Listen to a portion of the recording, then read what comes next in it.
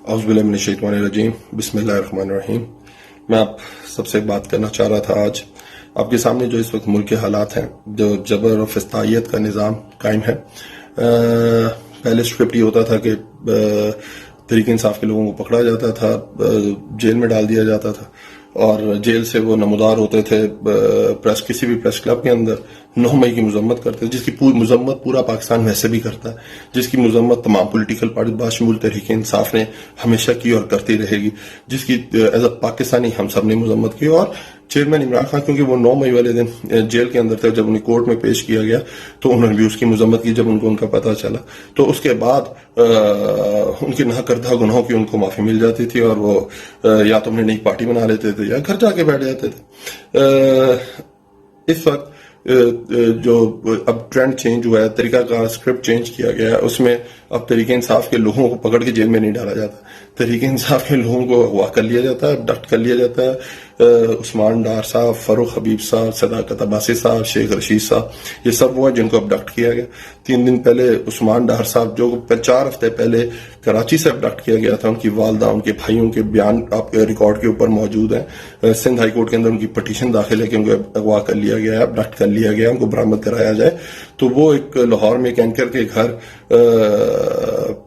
नमूदार होते हैं, उनके एक इंटरव्यू देते हैं। आपको पता है कि सब पाकिस्तानी चीज समझ चुका हुआ है कि वो किस जबर और फसादियत के नीचे वो टीवी प्रोग्राम रिकॉर्ड कराया गया होगा। आज जो मैं मेन बात आपसे करना चाहता हूँ, एज अ मुसलमान मैं ये हल्फ उठाता हूँ, अब ये बात हल्फ पे करता हूँ कि मुझे तहरीक इंसाफ से मुंसलिक हुए लगभग 21 साल हो गए। मैं 2003 में तहरीक इंसाफ में शामिल। इसके अंदर लामहला मीटिंग्स हुई होंगी चेयरमैन साहब के साथ, कभी जनरल सेक्रेटरीज के साथ, कभी रीजनल जनरल सेक्रेटरीज के साथ, और इस तरह की जिस तरह पॉलिटिकल स्ट्रक्चर होता है पॉलिटिकल पार्टीज का। आज तक चेयरमैन तहरीक इंसाफ ने कभी भी किसी भी तनसीबात पे, चाहे वो सरकारी तनसीबात हो, चाहे वो मिलिट्री तनसीबात हो, या चाहे वो प्राइवेट तनसीबात हो, कभी भी चलाओ घिराओ तोड़ फोड़ की कभी भी कोई इंस्ट्रक्शन, कभी भी कोई मशवरा, कभी भी कोई ऑर्डर आज तक नहीं दिया। वो हमेशा जो बात करते थे वो अमन की बात करते, और वो जो बात करते थे अमन की, वो उसका ट्रैक रिकॉर्ड साबित करता है।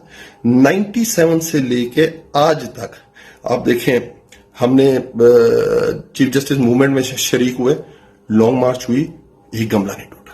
हमने ड्रोन्स के खिलाफ अमन मार्च किया, एक गमला नहीं टूटा। वजीरिस्तान था, एक गमला नहीं टूटा।